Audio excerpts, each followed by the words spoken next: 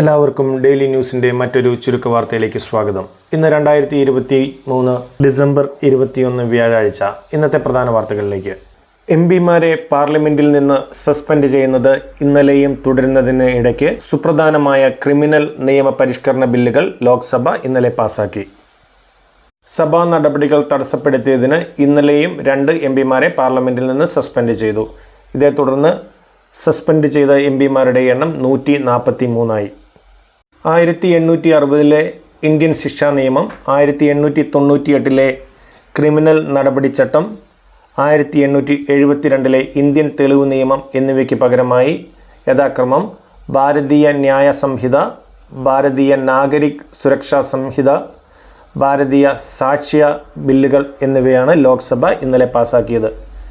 ഈ ബില്ലുകൾ രാജ്യസഭ കൂടി പാസാക്കി രാഷ്ട്രപതി ഒപ്പുവെക്കുന്നതോടെ പഴയ നിയമങ്ങൾ പ്രാബല്യത്തിലില്ലാതാവും.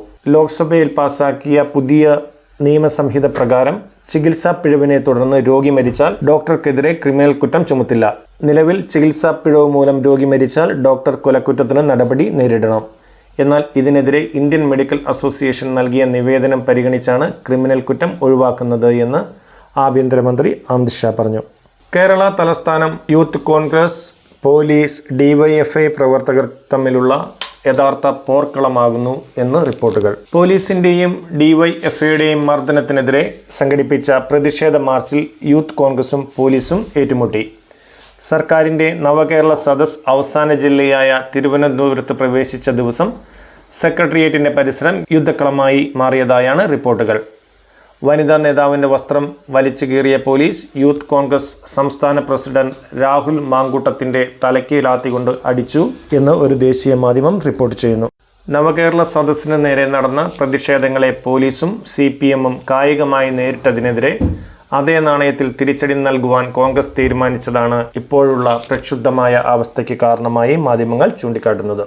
പ്രവർത്തകരെ മർദ്ദിച്ചവർക്കെതിരെ പോലീസ് നടപടിയെടുത്തില്ല എങ്കിൽ തിരിച്ചടിക്കുമെന്ന് പ്രതിപക്ഷ നേതാവ് VD സതീശൻ ആവർത്തിച്ചു.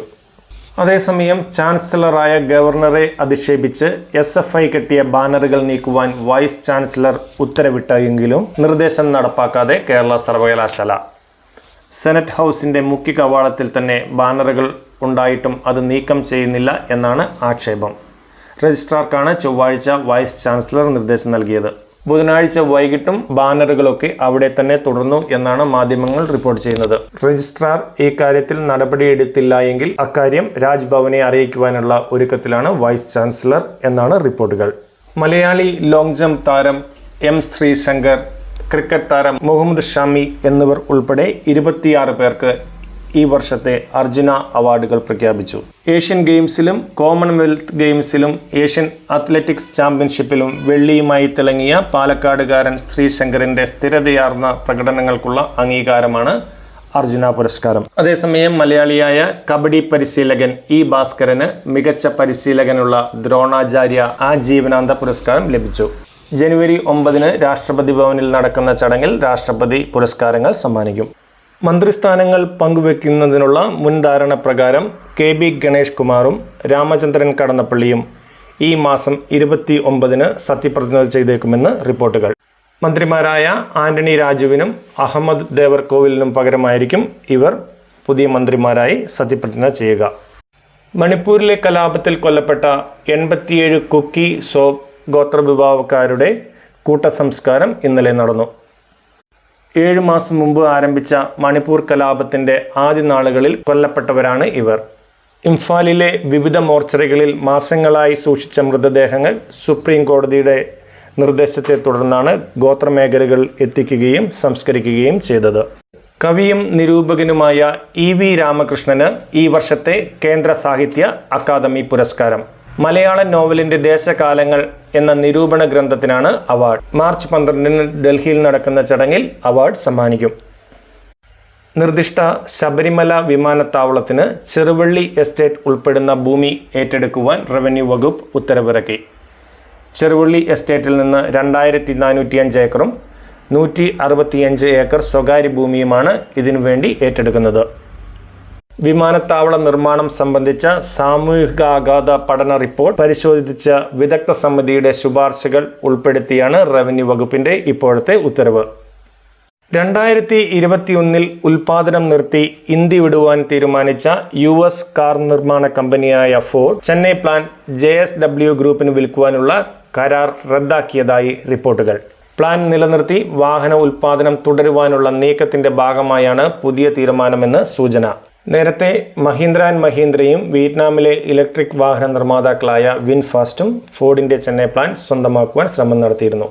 എന്നാൽ തിരിച്ചുവരവിനെപ്പറ്റി അന്തിമമായ തീരുമാനം എടുത്തിട്ടില്ല എന്നാണ് കമ്പനി അധികൃതർ പറയുന്നത്. രാജ്യത്തെ ദേശീയപാതകളിൽ 2024 മാർച്ചോടെ GPS അധിഷ്ഠിത ടോൾ പിരിവ് സംവിധാനം ഒരുക്കുമെന്ന് കേന്ദ്രമന്ത്രി നിതിൻ ഗഡ്കരി. നിലവിലെ സംവിധാനങ്ങൾക്ക് പകരമായിരിക്കും ഇത്. ടോൾ പ്ലാസകളിലെ തിരക്ക് കുറയ്ക്കുവാനും സഞ്ചരിക്കുന്ന ദൂരത്തിന് അനുസരിച്ച് ടോൾ ഈടാക്കുവാനും പുതിയ സംവിധാനത്തിലൂടെ സാധിക്കും. ഈ സംവിധാനം നിലവിൽ വരുന്നതോടെ ടോൾ പ്ലാസകളിൽ വാഹനം നിർത്തേണ്ടതായി വരില്ല. റഫേൽ വീടുകൾക്ക് മുകളിൽ ഇസ്രായേൽ സൈന്യം ബോംബിട്ടതിനെ തുടർന്ന് 45 പാലസ്തീൻകാർ കൊല്ലപ്പെട്ടതായി ദേശീയ മാധ്യമങ്ങൾ റിപ്പോർട്ട് ചെയ്യുന്നു. ഗാസയിൽ അടിയന്തര സഹായം എത്തിക്കുന്നതിനായുള്ള UN രക്ഷാസമിതിയുടെ പ്രമേയം വോട്ടിനിടുന്നത് വീണ്ടും നീട്ടിവെച്ചു. UAE അവതരിപ്പിച്ച പ്രമേയം US വീറ്റോ ചെയ്യുന്നത് ഒഴിവാക്കുവാൻ ചർച്ച തുടരുകയാണ് എന്നാണ് റിപ്പോർട്ടുകൾ. കേരളപ്പിറവിയോടനുബന്ധിച്ച് സംസ്ഥാന സർക്കാർ തലസ്ഥാനത്ത് സംഘടിപ്പിച്ച കേരളീയം മേളയിൽ കലാപരിപാടികൾ അവതരിപ്പിച്ച ഭൂരിപക്ഷം കലാകാരന്മാർക്കും 1 മാസം കഴിഞ്ഞിട്ടും പ്രതിഫലമില്ല. VIP കലാകാരന്മാർക്ക് അപ്പോൾ തന്നെ വൻ തുകകൾ പ്രതിഫലം നൽകിയപ്പോൾ ഉപജീവനത്തിന് ബുദ്ധിമുട്ടുന്ന ഗോത്ര പരമ്പരാഗത കലാകാരന്മാർക്കടക്കം പ്രതിഫലവും ഭക്ഷണ അലവൻസും ഇതുവരെ നൽകിയിട്ടില്ല എന്ന് ദേശീയ മാധ്യമങ്ങൾ റിപ്പോർട്ട് ചെയ്യുന്നു. ഖാലിസ്ഥാൻ നേതാവ് കുർബന്ത് സിംഗ് പന്നുവിനെ വധിക്കുവാൻ ഇന്ത്യൻ സർക്കാർ പദ്ധതി ഇട്ടുവെന്ന അമേരിക്കയുടെ ആരോപണത്തിനെതിരായി ഇന്ത്യ ഏത് നിമിഷത്തിനും ഈ കാര്യത്തെക്കുറിച്ച് അന്വേഷിക്കുവാൻ തയ്യാറാണ് എന്നും തെളിവുകൾ ലഭിക്കുകയാണ് എങ്കിൽ ഇന്ത്യ ഈ കാര്യത്തിൽ തീർച്ചയായും അന്വേഷണം നടത്തുമെന്നും പ്രധാനമന്ത്രി നരേന്ദ്രമോദി പ്രസ്താവിച്ചു. ബ്രിട്ടീഷ് ദിനപത്രമായ ഫിനാൻഷ്യൽ ടൈംസിന് നൽകിയ അഭിമുഖത്തിലാണ് പ്രധാനമന്ത്രിയുടെ ഈ പ്രതികരണം. പന്നുവിനു നേരെയുണ്ടായ വധഗൂഢാലോചനയെക്കുറിച്ചുള്ള ആദ്യ റിപ്പോർട്ട് പുറത്തുവിട്ടത് ഫിനാൻഷ്യൽ ടൈംസ് ആയിരുന്നു. ദക്ഷിണാഫ്രിക്കയ്ക്കെതിരായുള്ള 3ാമത്തെയും അവസാനത്തെയുമായ ഏകദിന മത്സരം ഇന്ന് നടക്കും. പരമ്പരയിലെ ഓരോ മത്സരങ്ങളും ജയിച്ച ഇരു ടീമുകളും ഇപ്പോൾ പരമ്പരയിൽ തുല്യനിലയിലാണ്. ഇതോടുകൂടി ഇന്നത്തെ ചുരുക്കവാർത്തകൾ സമാപിക്കുന്നു. നിങ്ങളുടെ അഭിപ്രായങ്ങളും നിർദ്ദേശങ്ങളും ഞങ്ങളെ അറിയിക്കുക. നിങ്ങൾ ഇതുവരെയായി ഈ ചാനൽ സബ്സ്ക്രൈബ് ചെയ്തിട്ടില്ല എങ്കിൽ ദയവുചെയ്ത് സബ്സ്ക്രൈബ് ചെയ്യുകയും ബെല്ലൈക്കൺ അമർത്തുകയും ചെയ്യുക. നിങ്ങൾക്കെല്ലാവർക്കും ഒരു മനോഹരമായ ദിനം ആശംസിക്കുന്നു. നന്ദി, നമസ്കാരം.